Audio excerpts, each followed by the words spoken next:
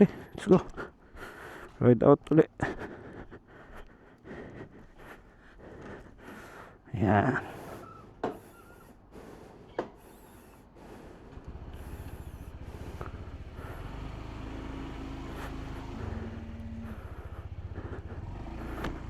Tigas.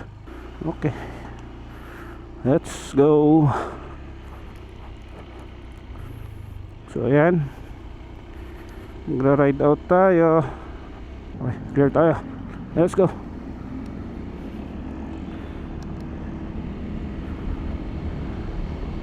Woo! Lamig mga officer. U-turn na tayo. Ayan, so dito na tayo sa South Mall. Ayan, may motor sa likod natin. Hindi rin siya nagbibilis. Curious ako sa magiging itsura nitong police na may wangwang. Ganitong yung ganitong gabi at yung sa camera natin. Ando, Transformers, oh. Si Optimum Pride.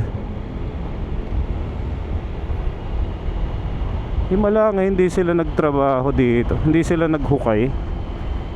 Kasi lagi pag ganitong gabi nagra-ride sila, nagra-ride tuloy. Naghuhukay sila dito nagkokos ng traffic Baka siguro dahil umulan kanina, tas nagple-play safe na lang sila na baka maabutan sila ng ulan, kaya hindi na sila naghukay ngayong gabi. Yan, so dito tayo. Saglit lang naman itong mga traffic light dito. Yan.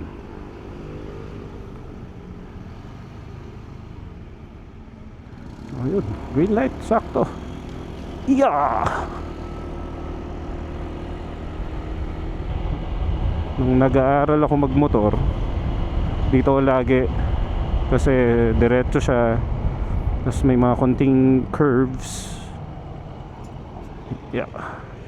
Kasi mga yan mga challenges ng mga pedestrian crossing na may humps na mataas.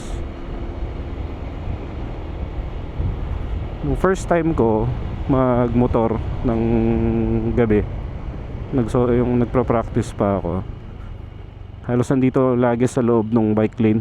Ang problema dito sa mga bike lane kasi dito, yung mga manhole nila lalalim ng butas. Nakatakot. Syempre ako, galing ako sa sasakyan, hindi ko naman kabisado yung mga yan. So na-assume ko okay yung kalsada, yung pala hindi. Grabe pala yan, ang lalalim pala. Medyo madilim dito ngayon, walang ilaw. Nakakatakot. Dapat dito may ilaw dito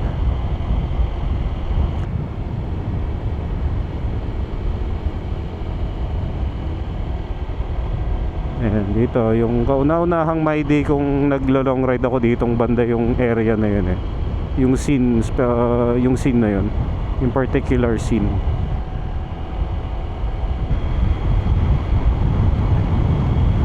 Ayan, dito sa may McDo na to, may gasolinahan dito. Kalimutan nung gasolinahan yung dito. Alam, Shell ba yun?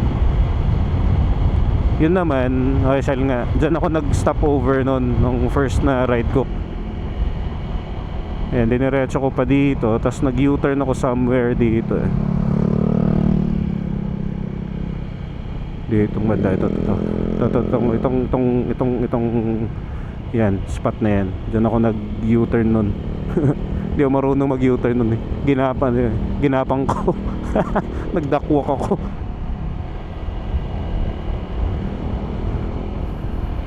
Sarap patakbo dito. Hindi mo tayo mabilis sakto lang yung speed natin. Yan, matetest uli natin ngayon kung mas okay ba yung fitment ng mic ngayon, kasi nga nakatapat ng diretso sa bibig. Sana maganda ang niya, ang tunog niya at hindi siya nag-clip-clip.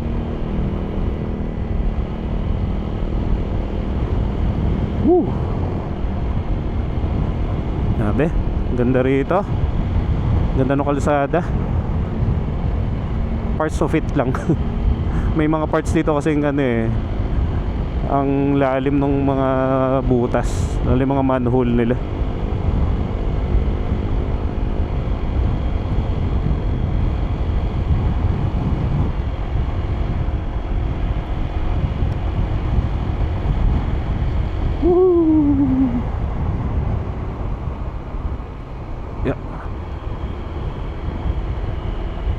Yan, dito na tayo sa, hindi ko alam, basta dumadala ako dito, yun lang alam ko.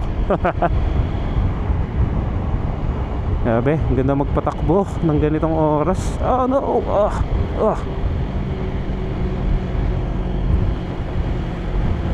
yan, so dyan tayo sa traffic light na yun, diretso pa tayo. Pagdating natin ng Villar City or sa may Evia na banda, ano tayo doon sa Rotonda, gaano tayo, babalik na tayo sa bahay. Oh, ito hindi ko maintindihan na traffic light eh. Yeah, I think tayo na kasi red na sa kabila. Ayan, tayo na, let's go.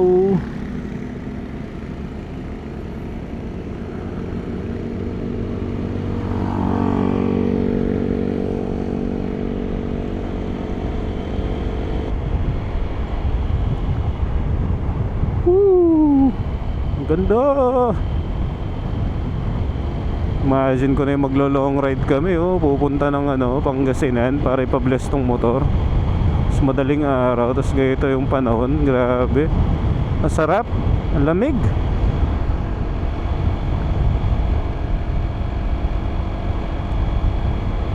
Medyo magme-minor lang tayo dito kasi ano to, may mga ayan oh, mga ganyan. Intersection din kasi kailangan mag-slow down.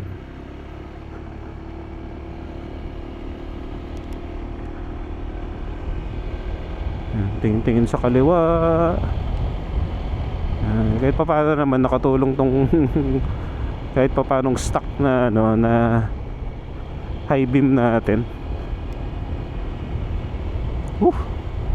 Tingin-tingin sa right, wala, clear, okay. Alright, pauwi na tayo. Bilis. Ano tayo ng 60 lang naman eh. Naalala ko parang 60 ata yung pinakamabilis ko dito ngayon. Woo! Yay! Ang sarap ng hangin.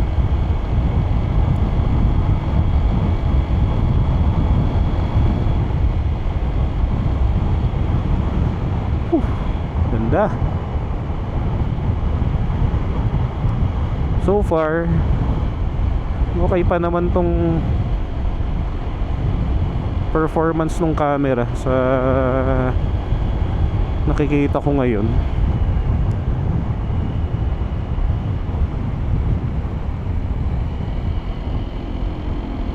Malalaman to kapag yung mga long ride. In fairness, magandang battery ng DJI compared sa Akaso. Yung Akaso kasi hihina eh, parang ilang minutes lang yung ano, yung battery life niya. Kaya ang ginagawa ko dito, ito may yung charger ko dito eh, so dinadaan ko siya pa daan sa likod ng ano, nung steering wheel nung manubela ko. Kasi kakabit ko na yung ano, kakabit ko na yung charger dun sa 360 camera. Ganda naman yung kuha niya. Maganda sa liwanag yung ano eh, yung Akaso eh. Ang pangit niya lang sa gabi. Kaya nung nakita kong nireview ko kanina yung ano, nireview ko yung nirecord ko kanina, ang ganda. Parang wala eh, yung konti nung noise niya sa night, yung greens niya hindi ganoon ka grainy eh. Yung sa Akaso, grabe, tindi nun, halos lang makita. Itong DJI, grabe, worth it yung ano, para sa akin worth it yung price niya. Kasi tinitignan ko, actually pinagpipilian ko yung Brave 8 ng Akaso na nasa same price range din, pero I think parang mga 2 years 3 years old na yung ano eh, parang 5 years pa nga ata yung age nung ano, nung Akaso Brave 8. For the price of 13,000 sa Akaso Brave 8, magdi DJI na lang ako. Ganda pa nung quality niya, diba?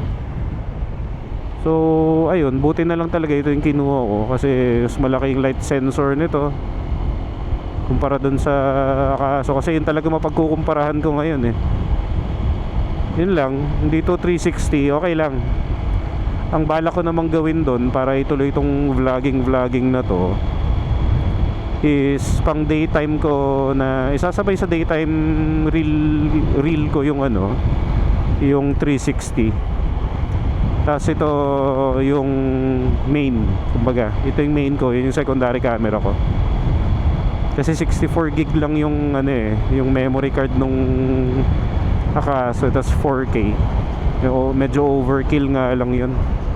Hindi kaya nung ano, hindi kaya nung storage. Yung 64, ang liit lang nun.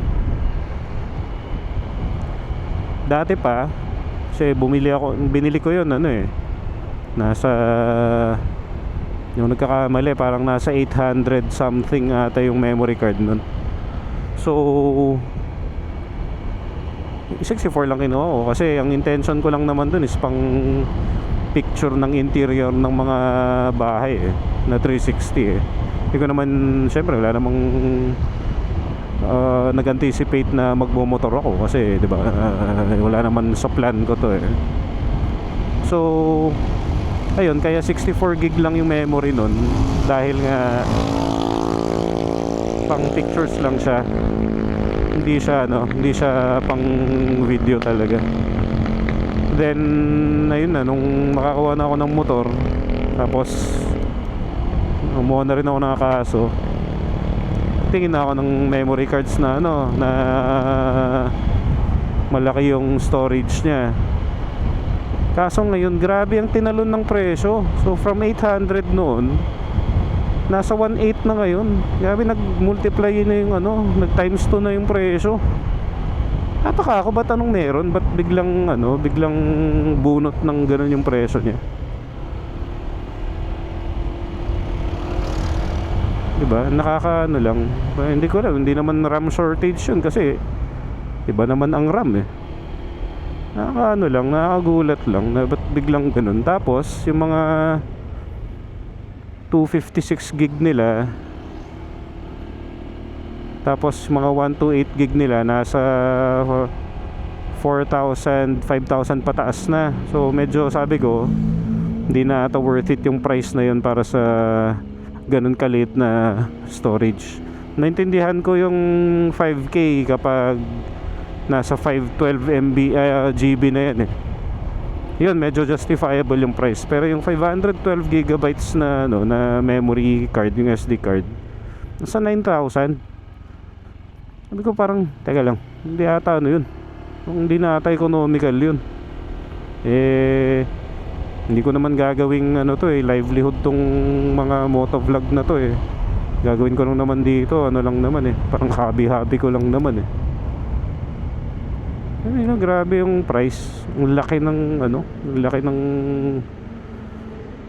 diferensya simula nung bumili ako nun. Nakakatakot. Lalaking truck to. Lampasin na natin.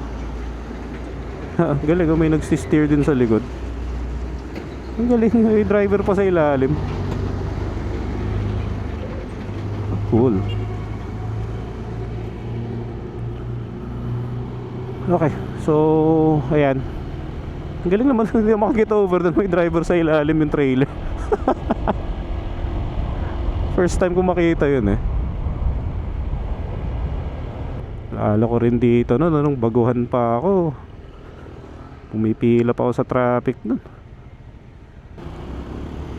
Ngayon naman, pag green light na yan, medyo nakakatakot din pag motor ka, kasi malaki yung chance na ikaw yung parang maunahan yung mga kotse talaga eh. Mapupwesto kayo sa harap ng pila, kasi yun nga, pwede mong iisingit ang motor. Ang nakakatakot lang naman kasi pag ikaw yung first tas nag-green, lalo pag yung kating-kati ka ng pumiga ng ano, ng silinyador mo. Meron kasi mga nagbi-beat the red light. Yung parang ihabol pa nila kaya wala ngayon eh. Hindi ko na maiwasang ano eh, mapalingon ng left at right kahit green light na ako eh. Nadali kasi yung isang ka-work ko sa ganyan kagabi lang, kakakwento lang sa akin kanina. Green light na sila. Tapos biglang may ano, may isang motor na nag-beat the red light. Ayun, dali yung tropa natin. Na yung right knee niya ata yung na ano eh, na tamaan. Pero hopefully sana okay lang siya.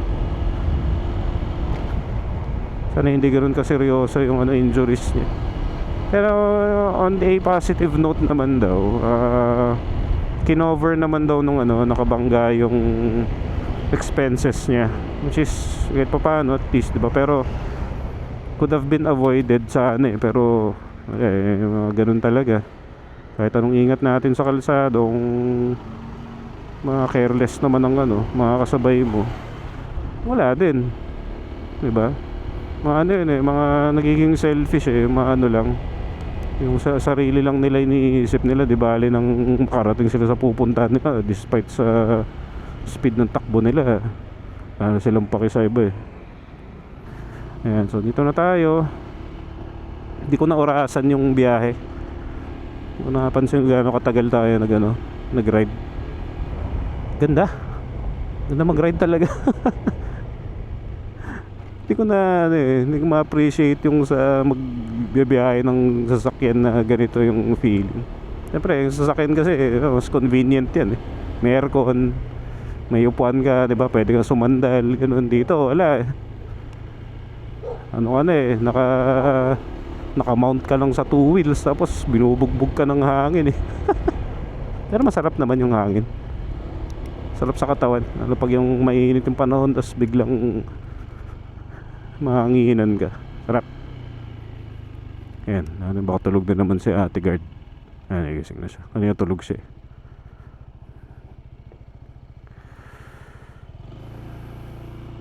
Thank you. Ayan, so balik na tayo. Hindi ko kasi kaya yung sa side stand na ano, yung iikot mo yung motor mo. Bibigatan ako. Yung ginagawa ko, tinaturn ko sa right to, tapos ayun, magdi-dismount na ako.